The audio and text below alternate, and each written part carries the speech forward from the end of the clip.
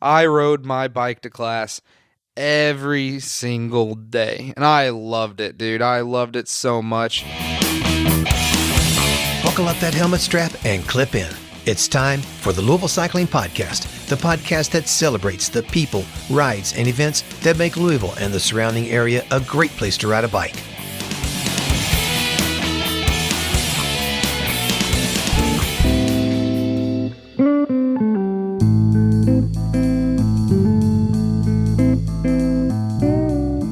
For 2022, I'm grouping my first episodes together to focus on a theme, the joy of cycling. I'm planning episodes that highlight the lasting connections we make, the thrill of competition, and the pure enjoyment of riding a bike. I'm starting the year with a very fun episode with someone who, well, I know pretty darn well, my son, Jacob Gary. Jacob discovered the fun of riding a bike while in college, and in this episode, you'll feel the joy of that discovery. You'll also get a very good sense of a lively, fun, and insightful young man. They say the nut doesn't fall far from the tree, and in this episode, well, you can be the judge.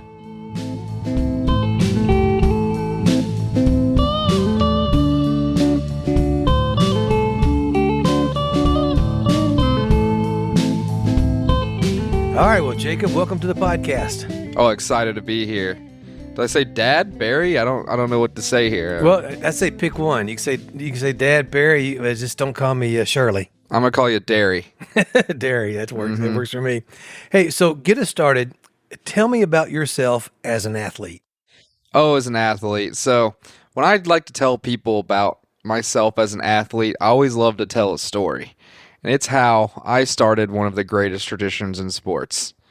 So, of course, a lot of people that know me will know this story already. But for those that don't, I played football at, Oldham County High School and went on to continue my playing career at Earlham College. So, if you don't know Earlham College, it's in Richmond, Indiana, a.k.a. the armpit of the United States. Biggest attraction was a B-Dub. B-Dub's pretty small place. The college was actually smaller than Oldham County High School. So, I go out there, the recruiters, they told me, we were 4-6 last year. We're a program on the rise. We're going to go above 500 next year. We're going to get it done. I'm like, all right, sounds good. And they're like, and you're going to be a big part of it. And I was like, damn right, I'm going to be a big part of it. I'm not that bad. Pretty good. And of course, one of my buddies, Dalton Chingman, he's out here and he's convincing me to go too as well. So I'm like, hell yeah, let's go. And so I take a couple visits. I like the small town atmosphere at first, and I get there, it's going peachy. First red flag shows up. They didn't go 4-6 last year. They went 1-9. So red flag number 1 was right there. Red flag number 2 shows up about 2 weeks in when my buddy Chingman quits and transfers to U of L. Well, he's going to transfer to U of L at the end of the semester. So that was a surprise, and I was like, okay, cool. But I still made some really, really great friends. Shout out Floyd, Ish, Marcus, Jolly. Anyone else who's listening to this, got a couple others. But LeJay, you're the man. No one else I can really think of on the top of my head. Gary, you're out there. We share a name. How could I forget you? I could sit here and endlessly shout out people. Dyer, your sister was hot. Thank you for bringing her.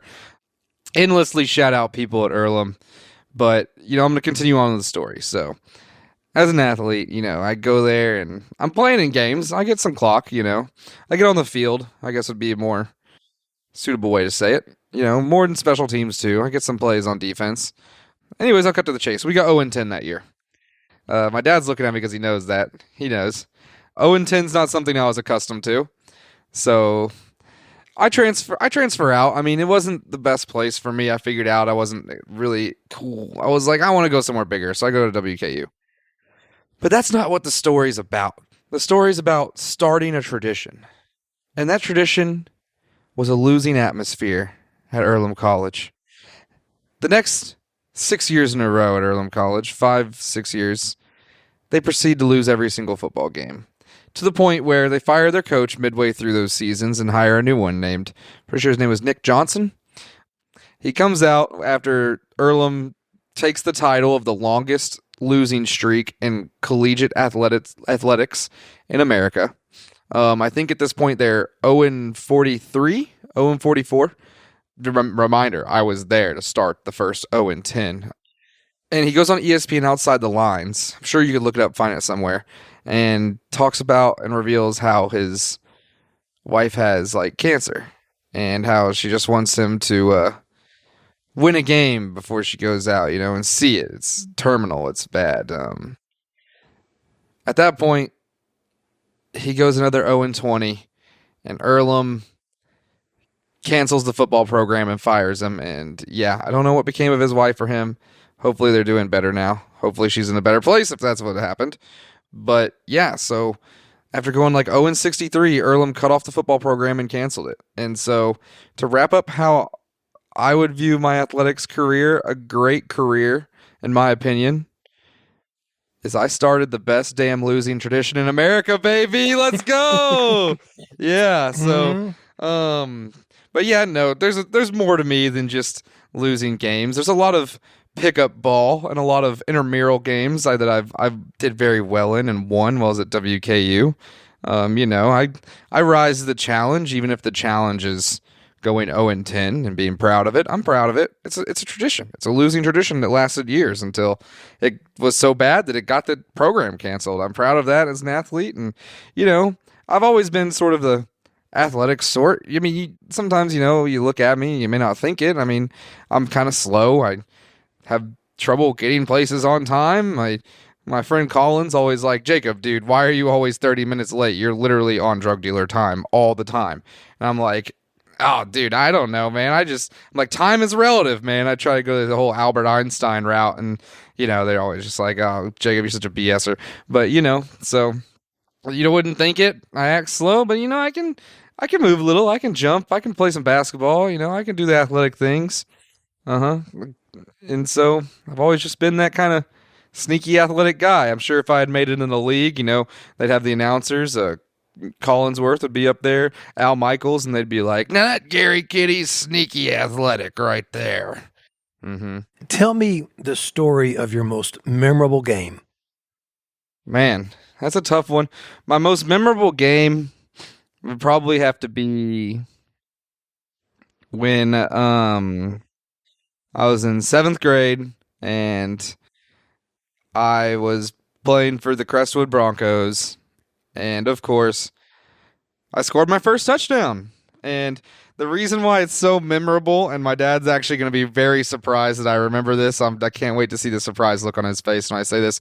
The reason why it was so memorable to me, because I'm not going to lie, sometimes like I just don't really, like back then, like when I first started, I'd just black out and play. Like I'd make a play and I'd be like, I don't know what just happened. I just blacked out. Like I don't know. Like I just like black out and make a play, and I'm just like, yeah, man, pure instinct. But no, the reason why I remember that game, it was against the Cowboys. I scored the touchdown. I think we won like 18-0. And well, the reason I remember it that much is because when we were watching film of it the next like couple of days, my first touchdown's not on film because who's holding the damn camcorder is my dad. And my dad got so excited when he saw me wide open streak into the end zone with the ball in the air that he put both hands in the air and didn't record the touchdown. So I just remember my dad being so proud of me that he didn't even record it, and I'm very happy with that. And I'll never forget it, and that's why I'll never forget the touchdown. Never forget that game. Yeah, but it's recorded right there in the brain. See, yeah. I knew I didn't need it on film because you got it right there in the brain. I do. I'll never forget it because of that. Because I always remember watching film and laughing because you were just like, "What?" I was really excited. It's your first touchdown. Absolutely. I was like, yeah. You spent a lot of time playing organized athletics. Like you said, way back, 6th, 7th grade, started football and thing. What lessons have you taken away from being in organized sports? Team environment, team and getting along, and the social aspect of things. It's something that you don't quite understand until you play sports. How much, if you work hard with other people, you shed, I know it sounds trite. People say it all the time. You shed your blood, sweat, and tears with another person. It doesn't matter if it's man, a woman, whatever you shed that time with, and you're working hard at a common goal together, you're going to bond. And, it's just the number one lesson I've learned is how valuable those bonds you make in sports can go and how long and how far they can go. I mean, hell, my senior class of football, from high school, we still have a group message that I still talk to them almost every single day, and we still talk to this day. Those guys at football or at Earlham that I played football with, that I shouted out, Ish, Jolly, Marcus, Floyd, we still have a group message to this day on Snapchat where we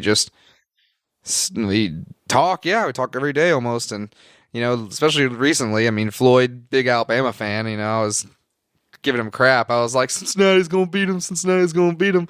Meanwhile, I'm betting the spread Alabama minus 20 to win. Yeah. And yeah, so that's the biggest lesson I've learned from sports is that working towards a common goal and not only just working, but working hard at it and working hard to achieve it.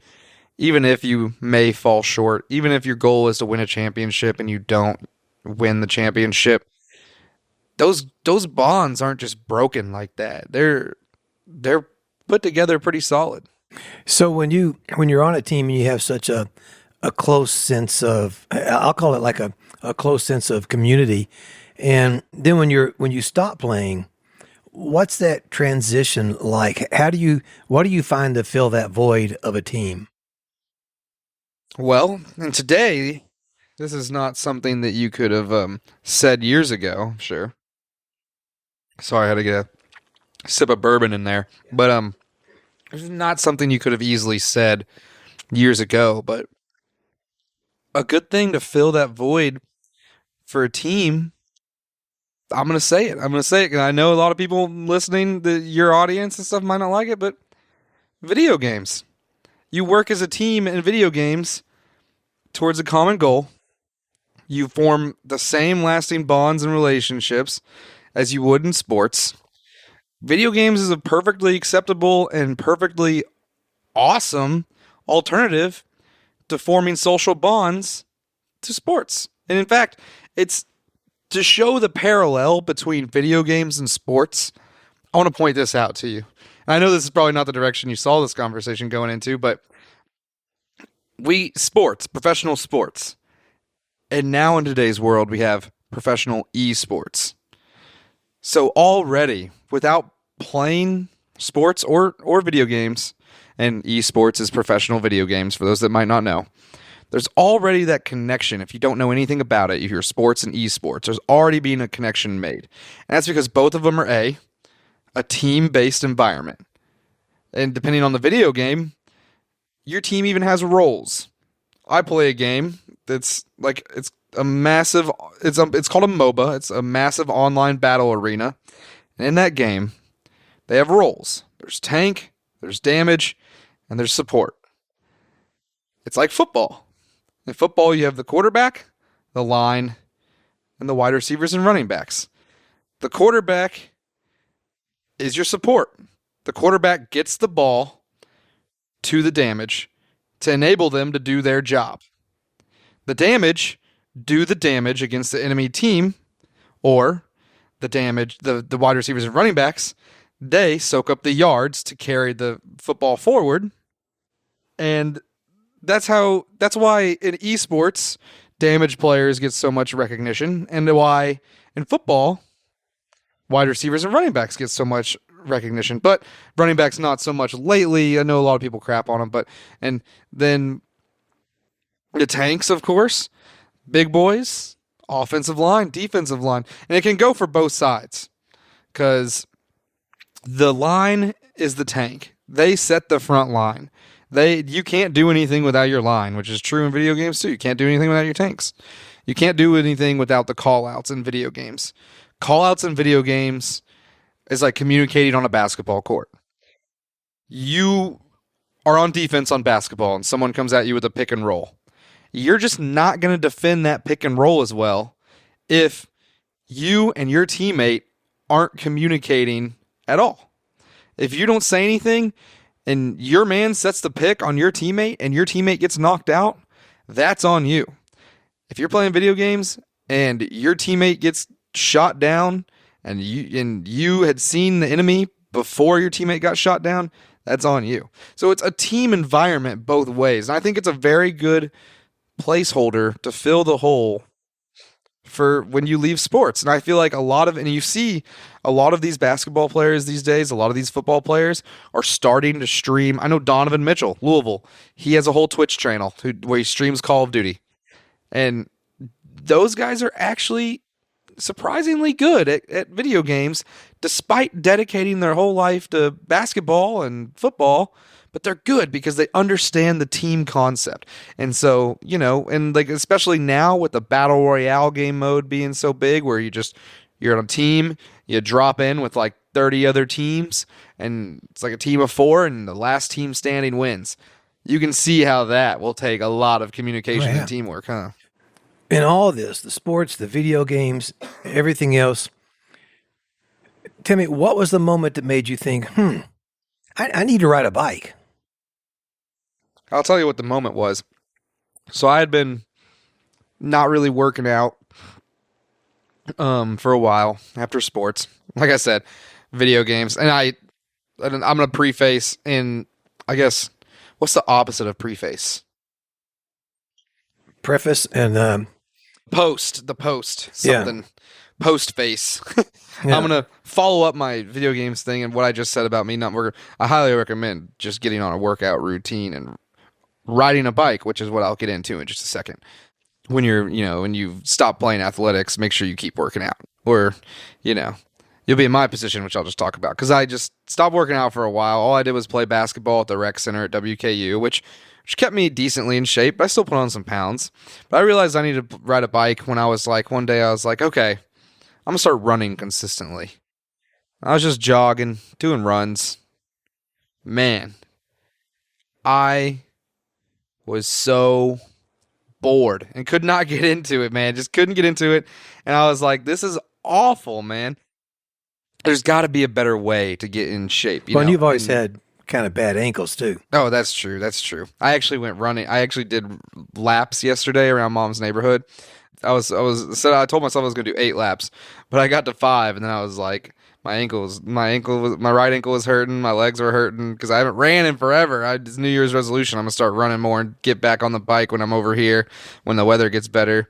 And I've been riding the stationary too over here a lot. But yeah, no, I'm just trying to get on a better workout routine so I can get to the bike again. Well, I'm really running so I get used to playing basketball again. But I'm getting so sidetracked. What were we talking about again? I got really sidetracked. The moment that made you go, I need to ride a bike. Yes. So, yeah, and I was so just pissed off at running. I was like, I don't want to run. Like, this is awful. And then my roommate at the time, Kyle Young, says, he comes back in with his bike, and I'm running late for class one day and I at WKU, and I'm like, hey, dude, let me get your bike and your bike lock. I'm running late for class. He was like, yeah, sure, bro, whatever. And I get on it, and I ride it to class. Noted it was up a hill, so I had to get off and walk a little bit at one point, because it's the first time riding a bike since I was young. And I rode it, and I was like, that wasn't so bad. That wasn't bad at all, honestly. And then I rode it back. Now, I have long hair, and of course, I didn't have a helmet on in college, just riding around on campus. And the wind through my hair... And riding down the hill at Bowling Green, kind of swerving in and out of the people, just pedaling, and a relaxing way to exercise is how I'll put it. Relaxing in a sense. Because, of course, I did have to pedal up a hill, and that was not relaxing. That was intense. I would walk into class sometimes with a little sweat coming off of me, which, it's okay. I'm not trying to impress no one there. Who am I going to impress? This 45-year-old English teacher who looked like she just rolled out of bed 10 minutes ago? No. I said teacher, I meant professor. But yeah, so the moment I realized I liked riding bikes more than I liked doing like running or jogging or anything was that moment when my friend Kyle lent me his bike and let me ride to class. And from then on out, we luckily had little different class schedules, and I rode his bike to class pretty much the whole rest of the semester. And then at the end of the semester, I was like, hey, Dad, give me a bike. And of course, my dad's got the hookup for that sort of thing. So, and you told me a few stories about riding a bike around campus, and even a couple involving bicycles at Earlham. So, Oh tell yeah. me a college story that involves a bike. Well, I gotta. You brought the Earlham story up. I gotta tell the Earlham story about Whiskey Tuesdays. I totally forgot about Whiskey Tuesdays. Well, the thing about Earlham is it's a weird place. Tuesday nights they did Whiskey Tuesday races, which were interesting because everybody got on a bike and raced around campus, and there'd be stops where you'd have to stop and take. There'd be a stop where you'd have to stop and take whiskey shots, and so I did really enjoy that. Yeah, that was like Tuesday was a good one. And we used to listen to that song with like Drake and I Love Bacon and while we were doing it, where he was like, "Club going, we got the club going up on a Tuesday." Like is a good song. We used to listen to it and do that and ride the bikes around campus. And another funny thing about Earlham is that there's so many bikes around campus, but no one used to keep them chained up. So like the football team was especially guilty of this. Like I used to see kids on the football team riding around. I'd be like, "Whose bike is that?" I'd be like, "I don't know." Like the people just grab them. We just grab bikes and just ride them back to the dorms, then put them back in the bike rack. We didn't steal them. We were just borrowing them. We just the dorm. It was a very small campus. You didn't need to have a bike, but there was like an overabundance of bikes, and no one would lock them up for whatever reason. So like the football team, whenever maybe this is why I just had a realization. Maybe this is why everyone hated the football team. You Well, know, and maybe it's a little bit of karma why your bike got stolen at Western. Well, yeah, but I gave all the bikes back that was a really nice bike. I missed that bike. I gave all the bikes back that I put them back in the racks and I only stole a bike like two or three times and that was when I was late to football practice. And I would ride them to football practice and then ride them back to the bike rack I stole them from and put them back. I never rode them to or from class cuz back then I like cared a little bit more of what I looked like. So I was like, yeah, I want to go in looking pretty to class, I got to impress a few people. But like as my college career went on, I was like, nope, who cares? I'm riding a bike to class every single day. So yeah, when I lived with Ben Huffman and Ryan Batts over on Kitten Street, right, a little neighborhood off of campus a little bit, I rode my bike to class every single day. And I loved it, dude. I loved it so much.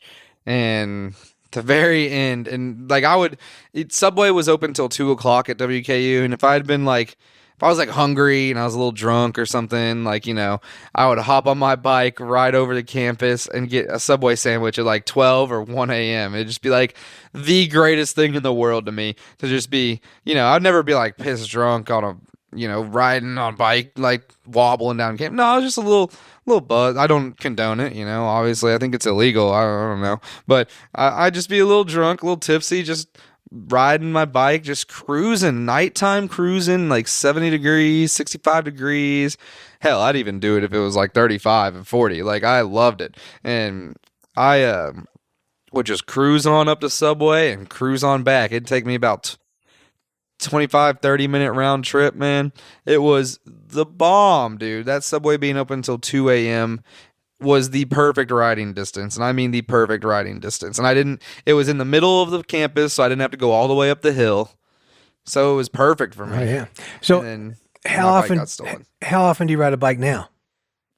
I try to at least get on the stationary for now, at least 2 or 3 times a week.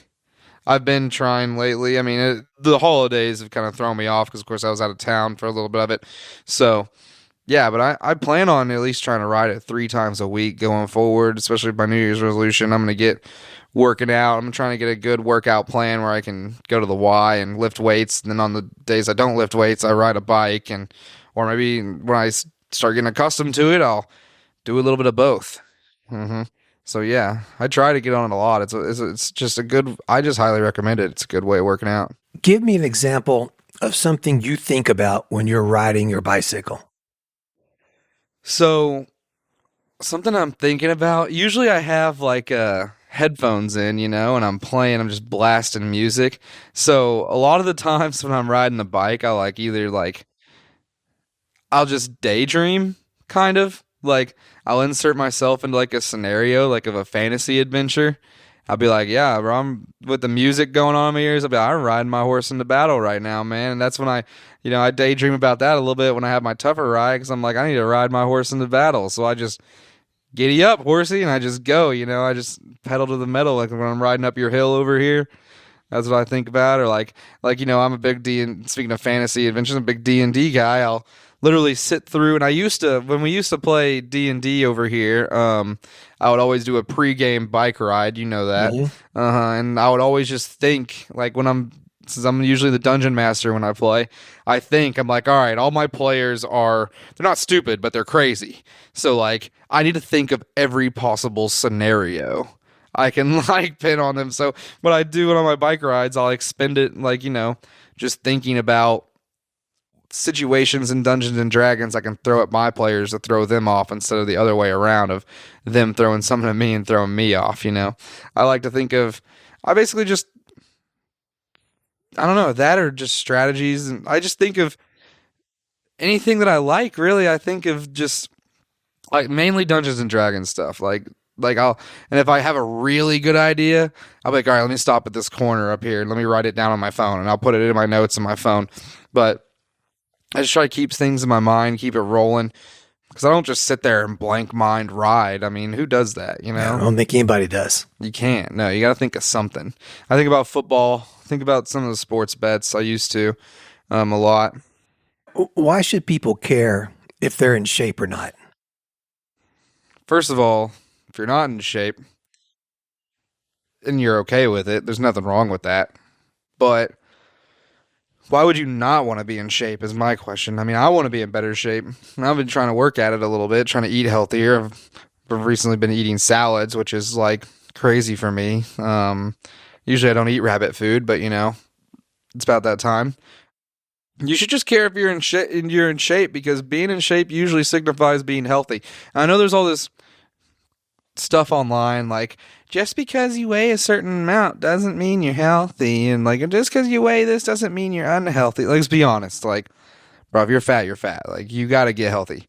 I hate to say it, and I'm not like, I don't hate on you. If you're not in shape and you're okay with it, then you're okay with it, and that's cool. As long as you are body positive about yourself and you don't care what others think, then hey, all power to you. But some people, it's a thing where it's like, hey, you want to be in shape because you want to be healthy, you want to live longer. Which, if you're healthy, you're usually going to live longer, barring some sort of accident or something. So that's why I think you should care if you're healthy, because think about your loved ones. If the healthier you are, the happier you will be. Honestly, I can guarantee you that, because no one who's unhealthy, well, I mean, you might if you're comfortable with being unhealthy and comfortable with who you are, but like a lot of people who are unhealthy, I guarantee you they don't look in the mirror and they think, oh, I'm so happy with how I look. I mean, if you got like a wife, wife and kids, and like you don't care how you look because you already made it. And yeah, but me, a single man, like, yeah, I want to look better. I want to get, get into shape. So maybe some more girls will notice me or something, Well, and you want to, But I do it for myself more because I'd be happier if I was healthier. And I think too, it's looks and appearance is one thing, but also it's just, like you said, it's a health issue too. A lot of times there's a lot of comorbidities associated with unhealthiness that can make people, not be able to enjoy their life as much as they would otherwise. Depression is a big factor in today's society, and I think a lot of people wouldn't be as depressed if they were a little bit healthier. I think having a positive body image of yourself, and like I've been stressing this whole time, if you're unhealthy and you have a positive body image for yourself and you love yourself in that way, that's awesome. I love you for that. But a lot of people that are depressed and have a negative body image of themselves, and they look at themselves in the mirror and they are grossed out by themselves. I mean, maybe you should try and get healthy. Maybe you should try and get a little bit in shape, get on a bike, lift some weights. Those are the two things you can do them both. The biking and lifting weights together is probably the best thing you can do. A lot of people who would go to the gym like constantly will tell you the same thing. Biking and lifting weights together, it's perfect. And getting, I mean, I don't know how to say this, but getting that positive body image it could do worlds of difference for your mindset. It's just good for you.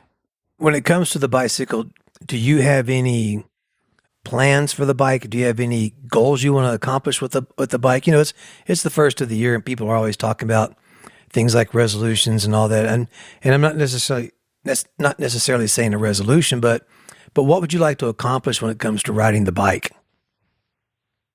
It's like, for me, I love just riding, you know. I don't really have any plans or goals. What I'd like to accomplish is just, you know, getting more fit, and I see the bike as a means for me to get more in shape so that when I go play basketball with my friends, I'm not out there and I run down the court 3 times and I'm like, all right, time to take a break, subbing me out type stuff, you know.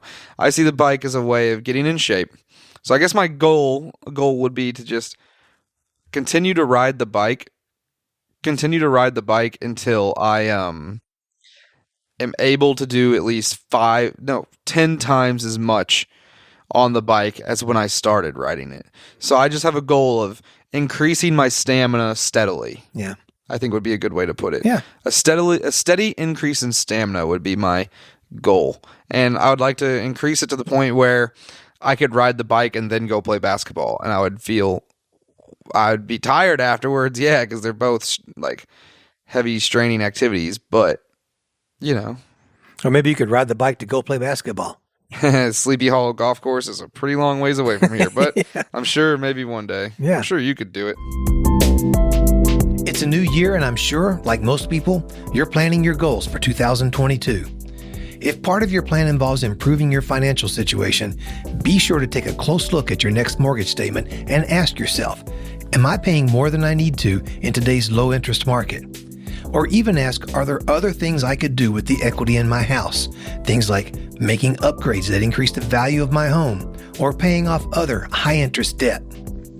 While you're bundled up inside to escape the cold, it's a great time to assess your mortgage and determine if you could benefit from a refinance of your existing mortgage agreement. And that's where I can help. It doesn't cost anything to explore possibilities, and the best way to start is by contacting me at barry@ufglending.com. That's BARRY @ufglending.com. You can also find out more information or even start a mortgage application on my website, www.barrygary.com.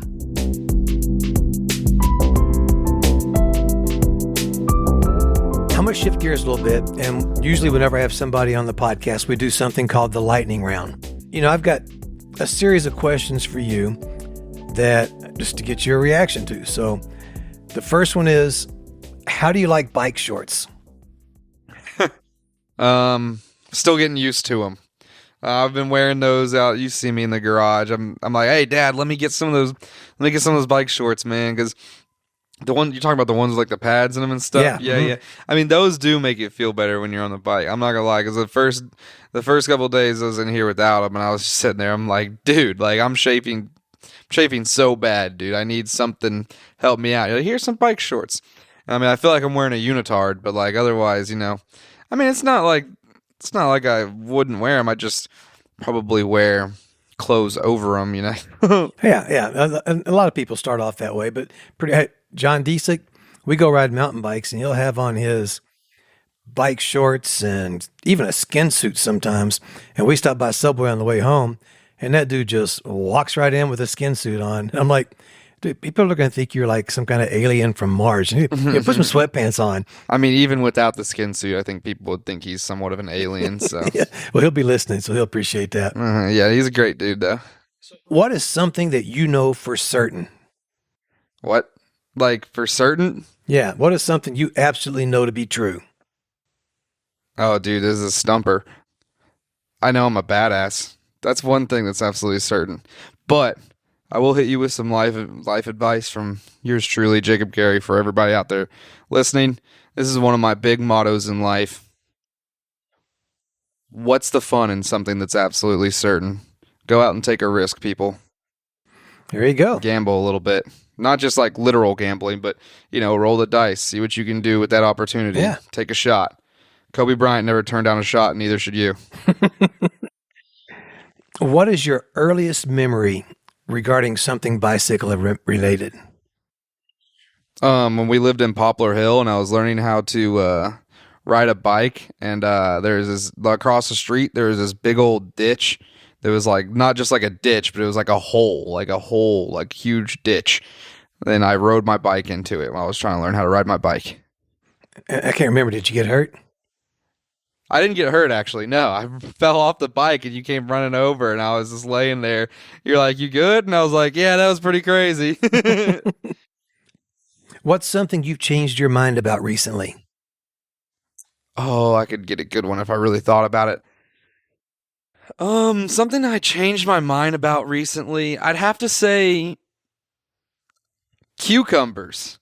I used to not like cucumbers, but then I had them in a salad at your place, and I can remember that I was asking, I was like, what are these little chopped up? You're like, cucumbers. And I was like, man. And then the other day I was over at Mom's and she was making a salad and I was like, hey, you should put some cucumbers in it. She was like, okay. And she made me a salad with cucumbers in it and it was really good. So it didn't surprise her at all when you asked for cucumbers? Well, I won't repeat what she said, but she was like, who the hell are you? And what have you done with my son? And I was like, Mom, I told you, I'm starting to eat rabbit food. I need to get healthier. Yeah. Describe for me the hardest hit you've ever gotten during a football practice or game. Two of them, definitely. It's a tie. One of them was by Chauncey Johns during East Oldham versus South Oldham, my 8th grade year. I ran a little out route. They were in cover 2.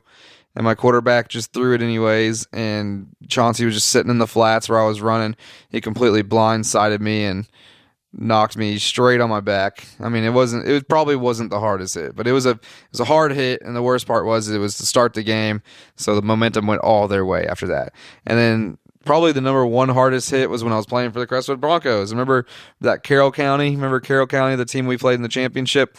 Well, the first time we played them, I got cracked by their star player. He was like number 18. He was just he's a monster of a guy. He cracked me like right under my shoulder pads, like right in my rib cage. And I swear my left rib cage is still bent outwards from that hit. Like he cracked me hard. It's the only time I've actually had my breath knocked out of me, like in a football. Like I've had it knocked out of me another time when I was drunk and I was trying to tackle my friend Matthew. But that was like the only time I've actually legitimately had like the air knocked out of me in my life. And I was like, holy shit. Yeah, it's no fun. That was a hard hit. Like I just took a hard one. I was laying down, I was on the ground. I was like, damn. What would it take to get you to shave your legs? That's a really odd question. I guess it's relevant for swimmers and bikers though, isn't it? Yeah, because they do it all the time. Swimmers and bikers shave their legs a lot. Because I've seen you with shaved legs a lot. But I don't know what it would give me to take to shave my legs. I never really thought about it, I guess I would, if you could give me like $10, I guess. I don't know. That's pretty cheap. Hey, I do remember one of my favorite Jacob Gary quotes. You said, just asking for a friend, how hairy do you have to be before you can start using shampoo on all your body? Do you remember putting that out there? Yeah, I was probably talking about my armpits. My armpits are pretty hairy, man. All right. You're 26-year-old now. What advice would you give to your 16-year-old self if you could? Invest in Bitcoin. I think everybody is like thinking invest in Bitcoin way back when. Well, I should have been on that a long time ago. I had a couple of friends that were begging me to invest in Bitcoin with them. One of them's in prison now. Will never touch his Bitcoin life savings, but maybe in 20 years. But I had a couple of people telling me we should invest in Bitcoin. Of course, we lost some a little bit when Silk Road got seized or shut down. That's a whole different story for another time. But that'd probably be one of my advice. The other advice would be you need to focus down and pay attention in school and work harder to achieve what you want to achieve. Yeah. All right. Here's a good one for you. I've got $5 in my hands. It's yours if you can name 3 professional bicycle racers in the next 10 seconds. I knew you were going to ask that.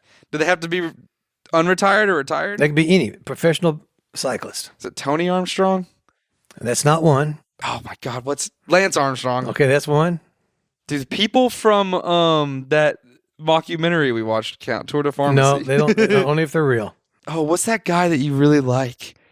There's no way I'm going to get this $5. I think time's already up. His name starts with like Marco something, right? Eddie Merckx? That was not even close to what I was thinking. Oh, okay. You don't have to count Marco that. Pantani? Yes. Yeah. That's Well, the guy you like, right? Well, I like. There's a lot of guys I Who's like. the guy on Instagram who's when he wins, he comes up and he's like got the Oh, Peter Sagan. Peter Sagan. I was Yeah. trying to think. I was thinking. I couldn't stop thinking because I knew his name sounded like Joe Rogan, but then I couldn't stop thinking about Joe Rogan's bald ass head. Well, I get to keep my $5. Yeah, tough. Explain to me why the Patriots can win the Super Bowl. Defense and run game. The running back room for the Patriots is quite literally playing the best it has in literal years. Damian Harris and a lot of people don't know the name, but Ramondre Stevenson, those two running backs, especially Ramondre Stevenson, the rookie coming on strong at the second half of the season. Those two guys are workhorses. A lot of people don't know Damian Harris is from Kentucky. He's from I can't remember if it's either Madison Southern or Madison Central. One of those two Madison schools. It's one of the two, but he's from there, went to Bama, got drafted by the Pats, and, he's playing for the Patriots now. And, of course, couple that with our strong running game to control the clock, and if we play good defense, which they did not do against the Bills 2 weeks ago, they play good defense and lock down. I mean, Patriots have a solid shot of winning it. They just gotta lock down on defense more. I think that's the key. And their defense is already good. They forced 30 turnovers this season. I got a literal defensive player of the year candidate. He won't win it, I don't think, because I think Micah Parsons for the Cowboys will. But defensive player of the year candidate and J.C. Jackson at corner. He's looking like Stephon Gilmore plus 10. Like they just got some dogs on both sides of the field this year that they didn't have last year with Cam Newton, and they didn't have in 2019. So Now, explain to me why they can't win the Super Bowl. they can't win the Super Bowl if they get behind in a game and they have to play from behind and rely entirely on Mac Jones. Because Mac Jones is good. He's been good, everybody. We know. But it's not just relying. When I say you can't rely on Mac Jones, I'm not talking about singularly him. Our wide receiver room is just not. It's just not been, it's good, but it's not one of the better ones in the league. So if we have to rely on our wide receivers to make plays, I mean, Jacoby Myers, Kendrick Bourne, they're good. And Nelson Aguilar, he's good, even though he's had some bad seasons. N'Keal Harry, he's trash. We just don't have the wide receiver core it's going to take for us to air the ball out 30 times if we go down early. So I think it's all about Mac Jones being a game manager, Mac Jones working off the play action pass and getting the ball to Kendrick Bourne on the play action. I think that's what our strong suit is. We got to work Hunter Henry into the game more. Jonnu Smith, we've been trying to get him going, but he's really not looking like the acquisition that we thought he was going to be. We thought we were going to have the next Gronk and Aaron Hernandez, but it turns out we just got Hunter Henry at tight end. But Jonnu Smith, he's been all right here and there, but he needs to, if we want to make a big playoff game, both our tight ends need to step up big time. And Hunter Henry is a touchdown scoring machine, but I'd like to see him play better somewhere outside of the red zone. So how does Louisville fix its football team? Yeah. This is a tough one. Analysis-wise, defense stinks. Recruit someone for the love of God that can play defense. Someone that can tackle. Why do we even hold practice anymore if it's not a 3-hour tackling drill? Louisville's defense, in the bowl game, Air Force passed for like 200 yards for the first time in like 20 years under their coach. Because that's an exaggeration. I don't know if it was literally 20 years, but Air Force doesn't just come out and pass 200 yards. Like, Air Force was averaging 82 passing yards per game going into our bowl game. They threw for 200. That's unacceptable. So, first of all, fire Brian Brown, defensive coordinator for Louisville. He needs to be gone after that performance. Get him out. Another thing, I don't know if Satterfield's the guy. I don't know who is the guy, but maybe we need to roll with Satterfield. But it's just such a hard call to make at this point in time. Because, it's like UK. UK had Mark Stoops, but the thing is that Mark Stoops brought them up from nothing. Took him good like 7 or 8 years. I don't know how long he's been there. Brought him up from nothing, and they're doing really well now. People use the same argument. They say, hey, we should let Satterfield do that. But the thing about Mark Stoops is he built the program from nothing. Mark Stoops took over. Yeah, he had to clean up Bobby Petrino's mess, but the program wasn't nothing. We were just coming off of Lamar Jackson. that's a pretty big player, and we can't use his namesake to get anyone good. And my thing is the big reason, I'll say this, the big reason why I am not a fan of Satterfield is because for some reason Malik Cunningham is still our best QB in the QB room. I mean, I know he's got the stats, and people are going to hate on me for saying this, and it's my hottest take of all time, is that Malik Cunningham is not a good quarterback. Malik Cunningham is what people said Lamar Jackson was, a running back playing quarterback. Malik Cunningham does not make the big throws. He does not step up when we need him. And in fact, he shrinks and makes bad plays and game time decisions. Go back and look at some of U of L's big losses this year. Clemson, Malik Cunningham, four downs to score. Malik Cunningham can't get in. He misses a 4th and goal when we finally pass it. After running him twice, he slips, by the way. He slips and falls, which is a reoccurring theme because against NC State on 4th and 2, wide open lane for a first down, Malik Cunningham slips and falls in the backfield, and we lose the game. Virginia in the second half just blitzes the crap out of Malik Cunningham. He crumbles under pressure. We stop moving the ball. All of a sudden, Virginia's got a whole fourth quarter comeback on us, and we lose. I mean, can't happen. You blitz Malik. It's an easy formula to beat Louisville, and you look at all their losses. This is exactly what happened. This is exactly what UK did from the start of the game.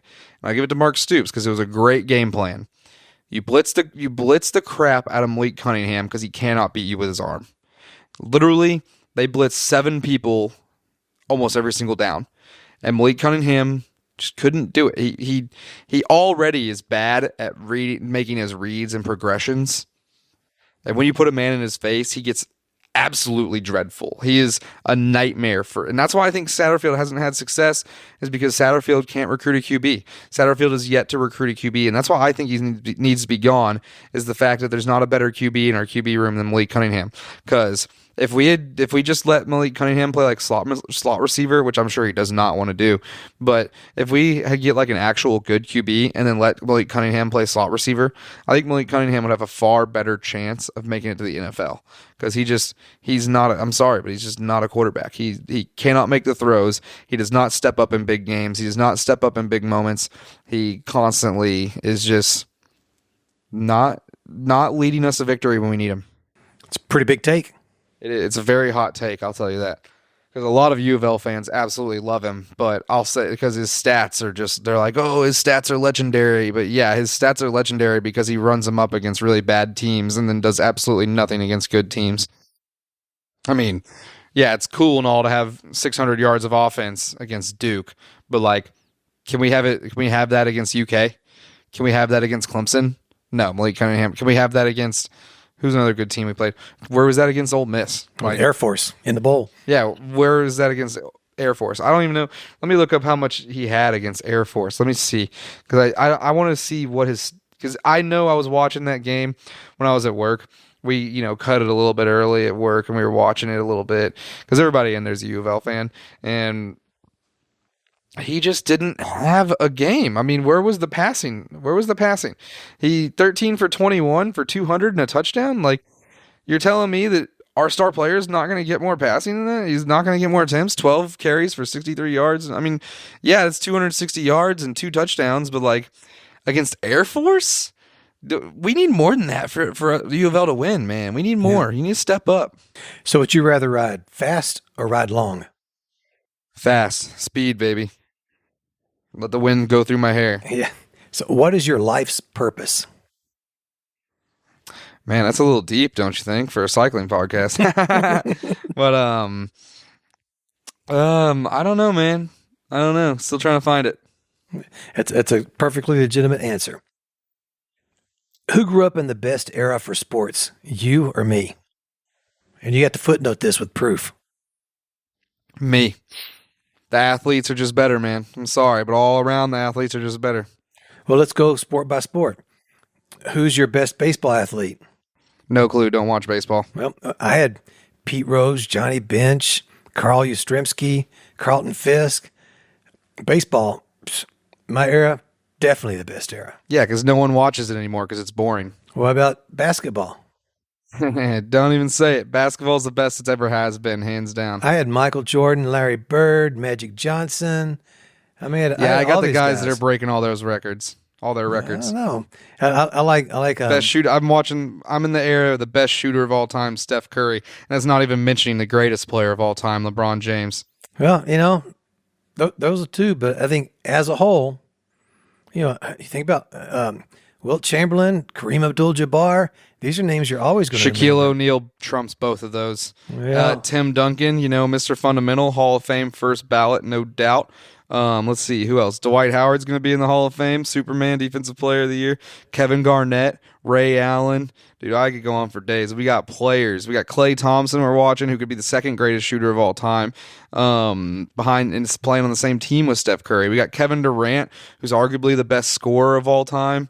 We got and they're doing it. And the crazy thing is that they're doing it against athletes that are just as athletic as them. They might not be good as them at basketball, but they're just as athletic. And the thing is like anybody nowadays, like every single NBA player can come out there and just like slam it, just dunk it, do some crazy shit. I don't think the guys back then when Michael Jordan and them played in the 90s and the 80s, like I don't think the guys back then were as athletic because I don't know. some of them were the superstars were, but the rest of them, the average player, no, definitely not. There are some plumbers playing in the league. And what about football? I'm sorry. I grew up with the only undefeated team start to finish in NFL history, the Miami Dolphins. Yeah, 14-0. Yeah, and I grew up with the domination of the Pittsburgh Steelers when they were Gross. winning 5 Super Bowls. And, sure, you got Tom Brady and all of his Super Bowls, but you go past that, I got to give a nod to my era. That's just crazy talk, man. That's not even worth a discussion. Yo, we're in the era, the best NFL has ever been was the 2000s. I grew up in that. It's the 2000s was the best it's ever been. You had that's the era of the gunslinger, man. You had all these crazy. I mean, it was cooler back in the day when you could watch, a guy smoke a cig and then come on and throw a touchdown pass, smoke a cig on the sideline and come on and throw a touchdown pass. But I'm just saying that all the records in the NFL, they're all held by them 2000s quarterbacks. No one even is going to scratch Peyton Manning, Tom Brady's records, man. They're both so good, dude. They're so good. And you think top 3 quarterbacks of all time, 2 of the 3 played in the early 2000s and late in early 2000, or not early 2000s, but the 2000s and the early 2010s, the teens. I mean, Peyton Manning, Tom Brady, and Joe Montana are the 3 you talk about when you talk about greatest of all time. I'm just saying, there's not been a better era in NFL history than 2000s. I think even just the 2000s was just such an amazing era of football. Just thinking about all the amazing players that didn't get a ring because of Peyton Manning, Ben Roethlisberger, and Tom Brady, it's insane. And Brett Favre, like, and there's like Donovan McNabb. Donovan McNabb never got a ring, and he would have probably had 3 of them in the 80s. I know that I can say my cycling era was better because you can't even name anybody who rides a bike. Lance Armstrong was in the 2000s. Come on. Yeah, Lance Armstrong, but man, you got to go back and even to tail end of Eddie Merckx, the greatest bicycle racer ever, was in my lifetime. And you've got the Miguel Indurain and Greg LeMond and all these guys, Yeah, I think I'm definitely going to go with my era. And I still crossed over into Lance. You give me baseball and cycling, you take basketball and football. Definitely. I'll give you soccer. How's that? No, so I don't know. I don't know that much about. I mean, soccer. Bend it like Beckham. That was in the 2000s. Yeah. That was pretty big. Clint Dempsey. He was around in the World Cup 2014. Tim Howard. I'm just thinking of American though. I don't even know. I mean, soccer though, we'd probably get it just because of Messi and Ronaldo too. Well, they didn't play soccer when I grew up. It didn't exist. I don't know about that. I think soccer is the oldest sport, man. Yeah, but we weren't aware of it. Yeah, that's because it's just. What brings you joy? A lot of things. I don't know. One of the big things that brings me joy is seeing someone else laugh, knowing that you could make someone's day better just by making them laugh, and you see them laugh and you're like, they're feeling good, I'm feeling good. Yeah. So, Jacob, the last question I always ask in these podcasts is, who would you like to thank? I'd like to thank my mom and dad, raising me to be a good young man. I'd like to thank all my friends for always having my back, Too many of y'all to shout out. I'd like to thank all of my haters for preying on my downfall and continuing to prey on my downfall. And maybe one day it'll happen, but not today. And I would like to thank Drew Bullock for buying an Xbox today to play with me. All right. Well, I want to thank you for coming on the podcast and chatting with me. It's been a pleasure. It's been an honor. As always, we will, who knows, we may have to, we go back and forth talking about other podcast ideas maybe we can do together. Maybe sometime soon we can pull something out of a hat and get something rolling. Absolutely. I think we got a good idea that I won't mention on air so no one will steal it from us. All right. Thanks, Jake. Love you. Love you.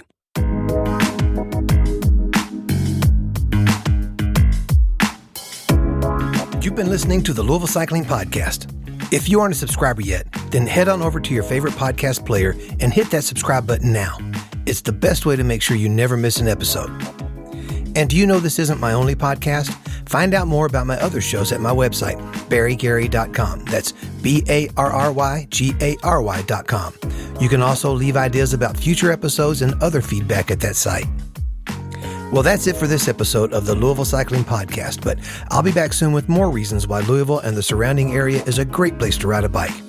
Right now, though, I think it's time to get out and go for a ride.